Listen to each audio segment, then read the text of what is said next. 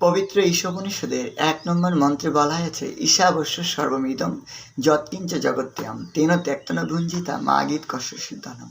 অর্থাৎ এই জগতের সমস্ত বস্তু, সমস্ত কিছুর মালিক হচ্ছেন পরমেশ্বর ভগবান। যেহেতু সমস্ত কিছুর মালিক একজন পরম নিয়ন্তা বা পরমেশ্বর রয়েছেন, তাই সকলের কর্তব্য হচ্ছে সেই মালিক বা সেই প্রভুর সাথে সম্পৃক্ত থেকে সমস্ত কিছু গ্রহণ করা উচিত। অন্যথায় সেটি চুরির মতো হয়। যেমন আপনার একটি বস্তু বা দ্রব্য রয়েছে, কেউ যদি সেই বস্তু বা দ্রব্যটি আপনাকে না জানিয়ে নিয়ে যায়, তাকে চোর বলা হবে। ঠিক তেমনি দেবতারা হচ্ছে ভগবানের প্রতিনিধি। দেবতাদের মাধ্যমে পরমেশ্বর ভগবান আমাদের সকলকে পরিচালিত করছে। তাই সকলের কর্তব্য হচ্ছে সমস্ত কিছু দেবতাদের সাথে সম্পৃক্ত রেখে দেবতাদের প্রতি কৃতজ্ঞতা প্রকাশ করে গ্রহণ করা উচিত। আর সেটি হচ্ছে মানুষের জীবনের জন্য পরম কল্যাণ বয়ে আনার একটি পন্থা। কিন্তু মানুষ নিজের ইন্দ্রিয় তৃপ্তি বা ইন্দ্রিয় সুভোগের জন্য স্বার্থপরের মতো আচরণ করছে।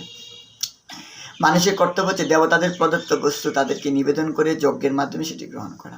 শ্রীমদ্ ভগবদ্গীতার ৩য় অধ্যায় পরমেশ্বর ভগবান শ্রীকৃষ্ণ দ্বাদশ শ্লোকে বলেছেন, ইষ্টান ভোগানি বো দেবা দাসয়ন্তি যজ্ঞ ভাবিতা ত্রুদত্তান অপ্রদায়ভ্যস্তেন অবশ্য। অর্থাৎ যজ্ঞের ফলে সন্তুষ্ট হয়ে দেবতারা তোমাদের বাঞ্ছিত ভোগ্য বস্তু প্রদান করবেন, কিন্তু দেবতাদের প্রদত্ত বস্তু তাদের নিবেদন না করে যে ভোগ করে সে নিশ্চয়ই চোর। অর্থাৎ যে ব্যক্তি দেবতাদের বস্তু দেবতাদেরকে না দিয়ে গ্রহণ করে সে হচ্ছে চোর।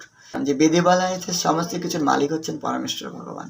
তাই সকলের কর্তব্য হচ্ছে তার জীবনের জন্য যতটুকু প্রয়োজন ততটুকুই ভগবানের সাথে সম্পৃক্ত রেখে গ্রহণ করা উচিত। সত্যিকার অর্থে সেই ব্যক্তি হচ্ছে চোর। ভগবদ্গীতার ভাষায় যে ব্যক্তি ভগবানকে না দিয়ে গ্রহণ করে, কিংবা যে ব্যক্তি যজ্ঞ অবশিষ্ট অন্নাদি না গ্রহণ করে কেবল স্বার্থপরে নিজের যেমন জন্য অন্ন আদি পাক করে রন্ধন করে। সেই জন্য আমাদের প্রত্যেকেরই কর্ম হচ্ছে চোর না হয়ে সমস্ত কিছু ভগবানের সাথে সম্পৃক্তভাবে গ্রহণ করা উচিত।